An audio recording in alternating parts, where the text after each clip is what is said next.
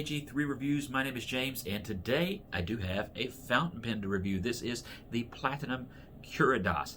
This pen has been out for a while, a couple of years, and I did not jump onto this pen just right away for a couple of reasons. One was the price. One, as I've shared in a couple of other reviews recently, I was slow to jump onto the practicality of the retractable fountain pen, although now I've come to appreciate it. And when this pen first came out, there were a couple of issues at the time of release, and I'm not actually sure whether or not those have been resolved, but we'll get around to that.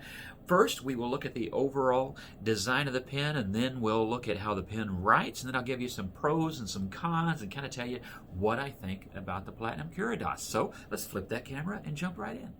Okay, so when your Platinum Curidas comes, it comes in what is a pretty nice box. It has this cardboard sleeve with a silhouette, kind of a stylized silhouette of the Curidas itself. And yeah, so there you go. There's that sleeve. Then you get the box. And when you open up the box, there is your pen in all of its glory, or lack thereof, I guess, depending on your opinion of this pen. But let's zoom in on that pen, why don't we? It comes in, of course, this plastic sleeve. I'm going to set that aside for just a second. And then you pull up the bed, and what do we have? We have an ink cartridge. We have Q-tips and silicone grease and instructions for maintaining your pen, and that's probably a good inclusion and wise thing to do, because this is a pen with moving parts. This is not just a static pen. It probably is a little bit higher maintenance than the average pen.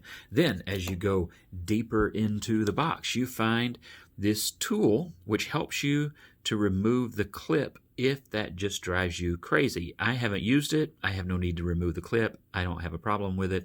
So this just resides in my box next to the warranty information and this. Look, would you look at that? I mistakenly said in my last video, in that pen which shall not be named today, that my Curidas did not come with a converter. And I was wrong somehow. In the flurry of the unboxing, when this pen arrived months ago, I did not notice it was under this. And I guess, I don't know, maybe I got distracted by that Goulet lollipop and sticker, or the silicone grease and Q-tip. I don't know what happened. All I know is I never noticed until a couple of days ago, after I'd made that last video, that yes, Platinum did indeed include a converter. So, you know what that means? Hey, James has an extra Platinum converter lying around he didn't know he had, which is awesome, and they get credit. I love giving credit to companies who remember to include a converter, and glad to see that there. So that's always very cool. Let's get to that pen. Inside the plastic sleeve, don't we just love those?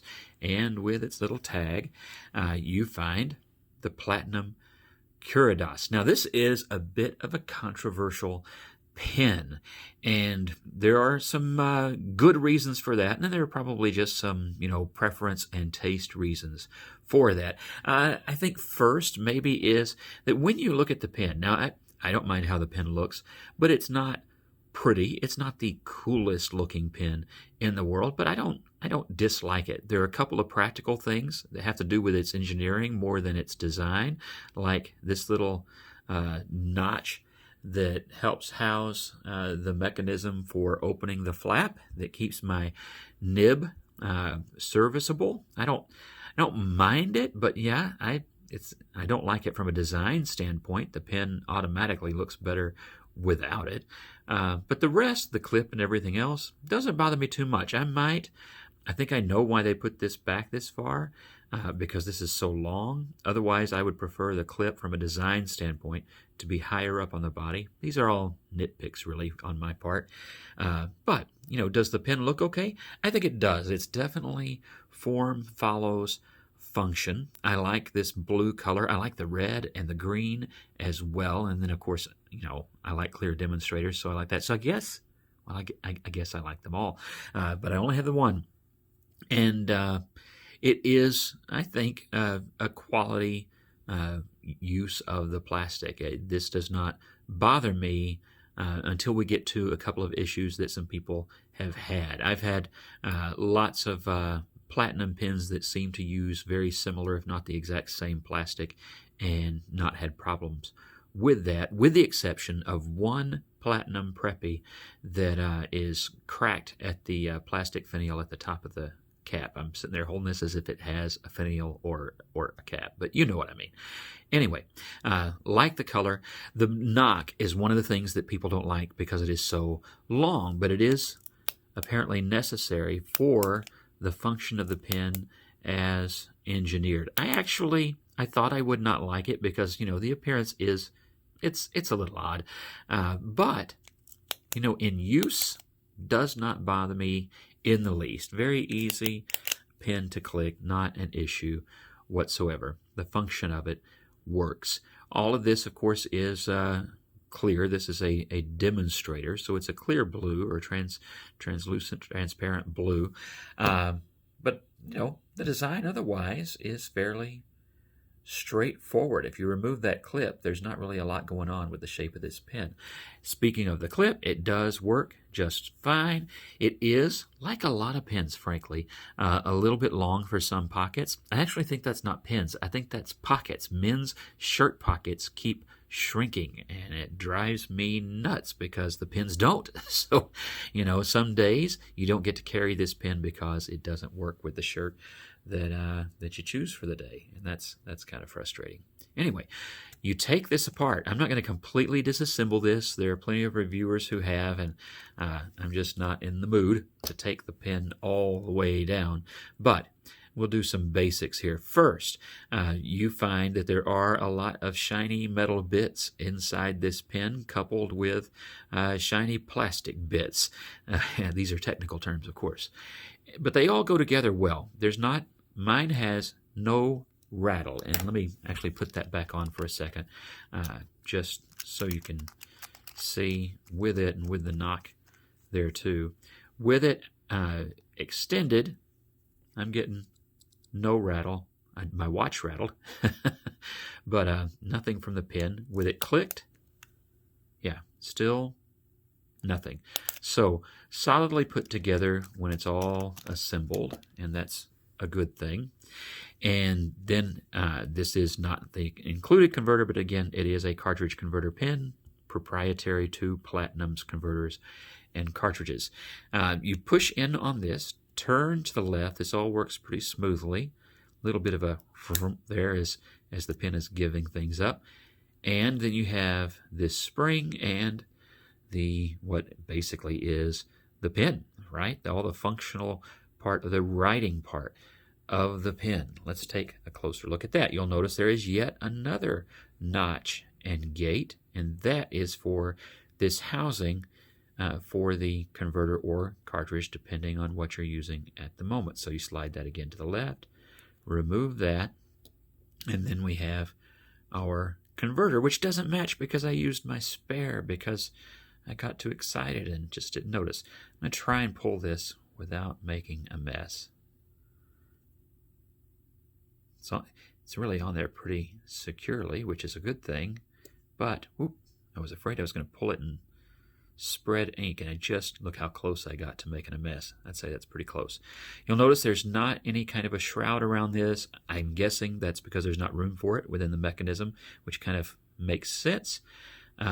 But there you have it. So proprietary cartridge and converter, one cartridge and one converter included with the pen. And then that just simply goes back on. It feels like any other pen. Put that notch in, turn it to the right, no issue there. Slide that back. I did look, that's how much mess I made. So, I didn't get out completely unscathed. You have this spring, which you don't want to shoot across the room or anything like that. So I didn't have any problem with that, but you theoretically could. Don't lose that, or it's all pointless. Then, where's the notch? There we are. Put that in again and through the gate and back, and you're done. So not the most complicated thing. It's not. It's maybe one step more than a Pilot capless or vanishing point, but very much a fairly simple to replace, simple to fill pen. Now, even though this is a demonstrator, you do not get the benefit of being able to see that cartridge or converter in there to know how much ink you've got left. So that it doesn't have any advantage over the capless in that area either. You still aren't going to know how much ink you have. Just the other day, in fact, while doing the comparison, setting up for the comparison between this and the Lanbo 2, I ran out of ink. I didn't know it, and I thought, what? I thought for the first time this pen has dried out on me. No, I had run through the previous fill. So, as you can see, let me get this a little bit closer. Being a demonstrator means you can see how this pen works. You press it. There are gates here. Let me borrow that other pen. I said I wasn't going to include this, but it is clear and it is the same basic mechanism. When you press this in, that goes down those grooves and then gets past them and comes back to rest. See, just like a lot of regular ballpoint pens, just jumbo in this case.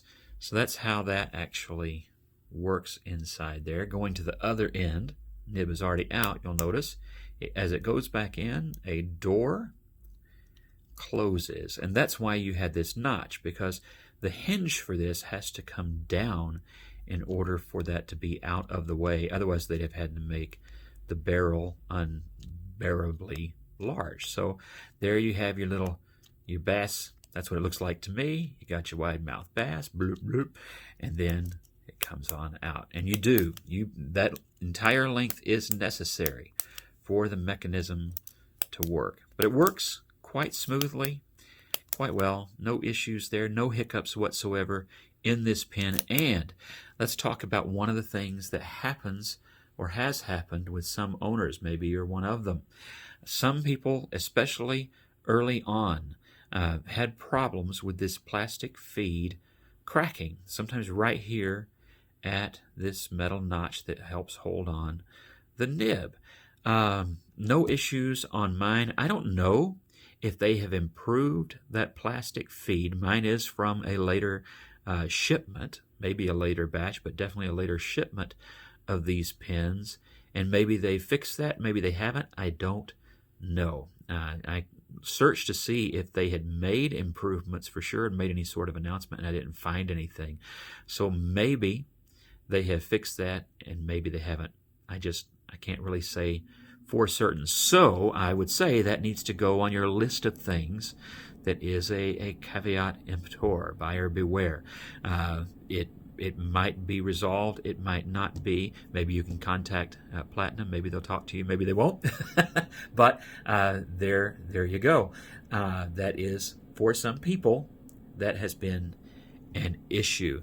And hopefully it won't be here, but I don't actually know. Not enough time has passed for mine. I've gotten past the amount of time and the amount of use some people did before theirs cracked, but that doesn't necessarily tell me anything. So that is one of the issues. Oh, I got a bigger mess than I thought that some people have had. So there you go. Okay. All right, let's do a size comparison, because one of the aspects of this pen is that it's bigger than it looks in pictures and in video, I think. So it is a long pen. As I mentioned, it's not going to fit in every shirt pocket, but it's not huge, but it's a long pen, and it does have a bit of diameter to it. So size comparisons. First, it is almost the I'm kidding with you. I'm not going to do that. It is much longer than the Vanishing Point, which is one reason, even though I really like both these pens, this is one reason that the Vanishing Point goes with me more often in my pocket than does the Curidas. This is the H1 from Hongdian, and that's kind of a standard size, standard shaped, standard style fountain pen, and as you can see, it's almost identical in length to the Pilot, which makes it, of course, a lot shorter and narrower than the Curidas. I wanted to get a larger pen than I might have here at my desk, and I realized I don't have a lot of large pens at the desk, but I do have a Fountain Pen Revolution Darjeeling that I keep here in the office, and you'll notice this is not a small pen. It's not a huge pen, but it's not a small pen, but it's small next to the Curidas, so that tells you a little bit more about the length of that. And then this is the Jinhao, the flighter version of the Jinhao 85 Parker 51 style pen, and you notice still shorter in length. So this does give you I think a pretty good lineup against some fairly standard sizes but different shapes, and you can get an idea. This is a larger pen than maybe you might have had the impression of if you didn't have one. Now when you depress, let me depress that, then it becomes totally just a normal sized pen, see? But that knock is long, so there you go. Now let's do a writing test. All right, so since we're at the writing test, let's talk ergonomics.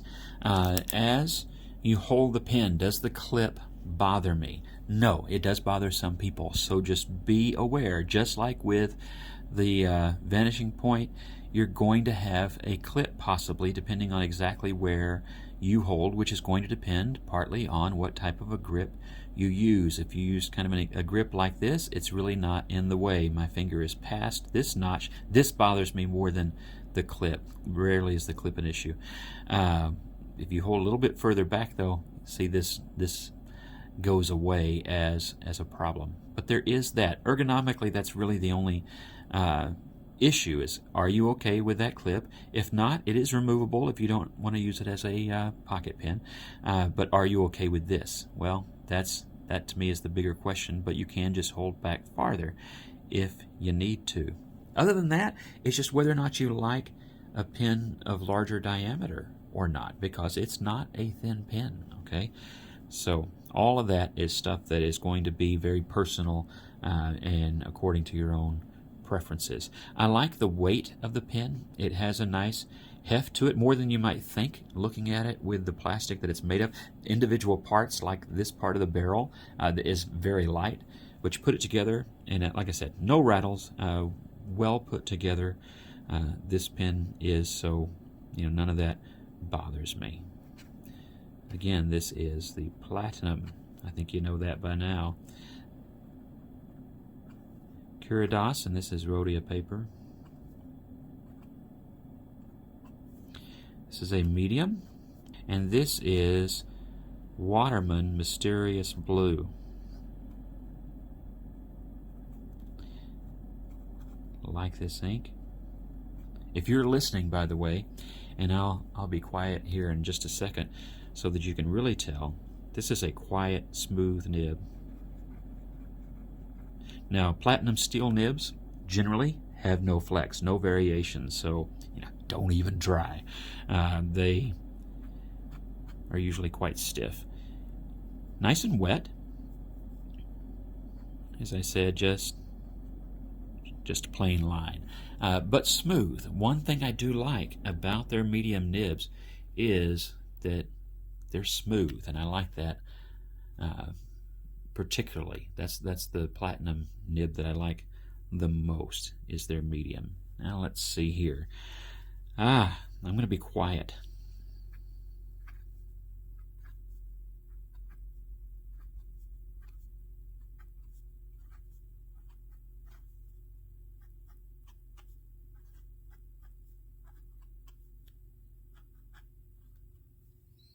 As you can hear, quite smooth.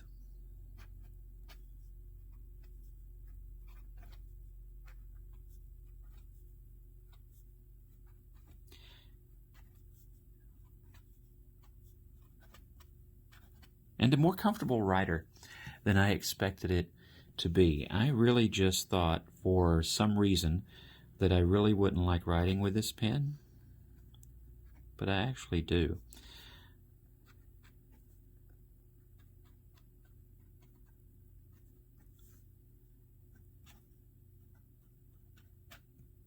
I just like it, and it always keeps up. You saw that it's a wet writer, no issues whatsoever there. It just is a pen that always does seem to keep up.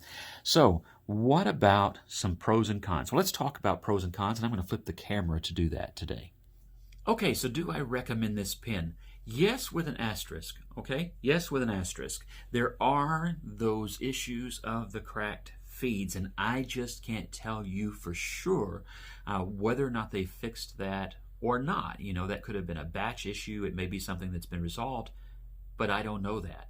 So if I knew that, if I knew that was something that they were going to cover because they fixed it, well, then I would be able to say with an unreserved yes that I really like the pen. And if you have a use case for such a pen, then, you know, I would recommend it as a good pen. Of course, there are other factors when we talk about pros and cons.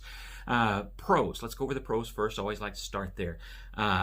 Pros, I do like how well my pen anyway is put together. Mine is put together well. It has performed well. Platinum's pretty consistent, so I am tempted to believe that that would be the norm in 2021. That this is working and working well.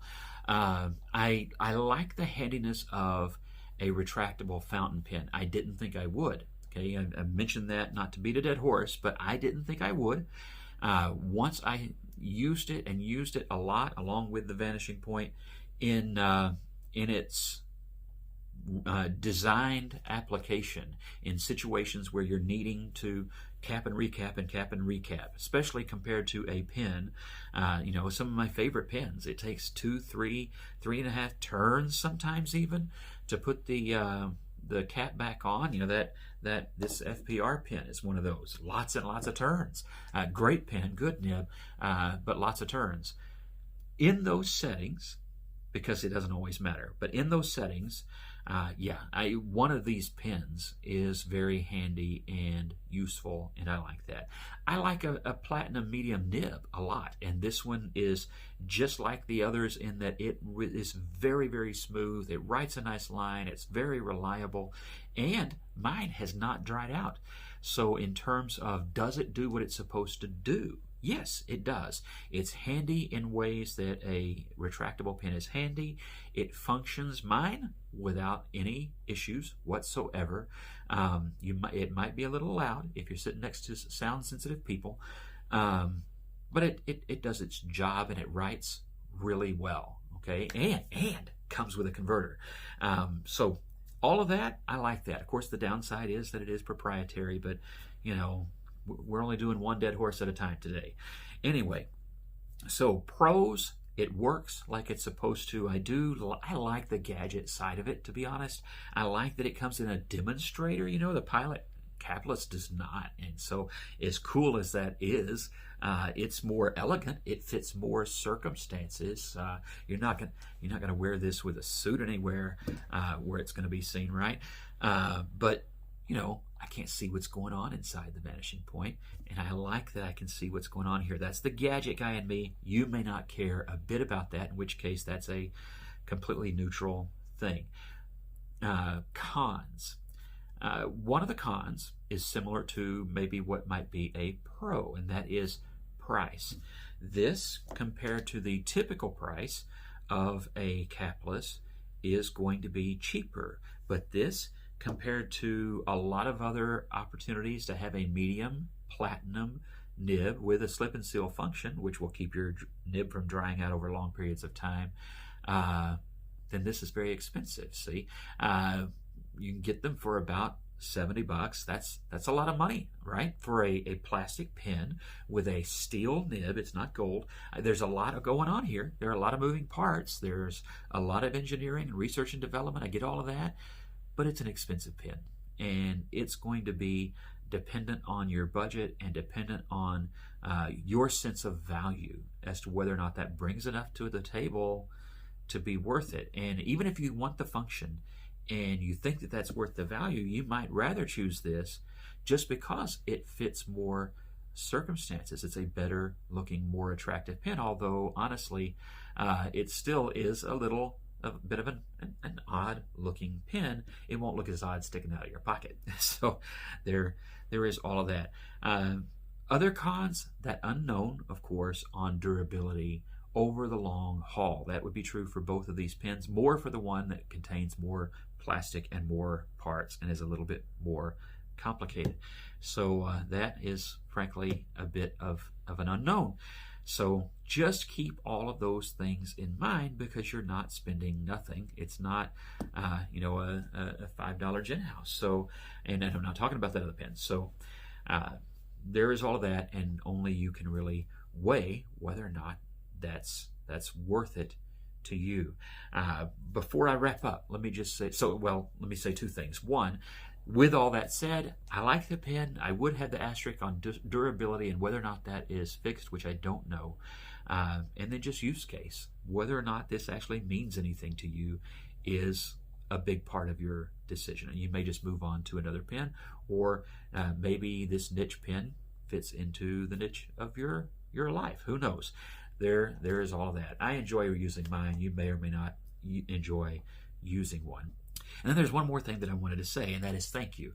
Because I'm able to review pens like this, which normally either would be out of my budget, or I just would have chosen to spend this somewhere else and not take the risk.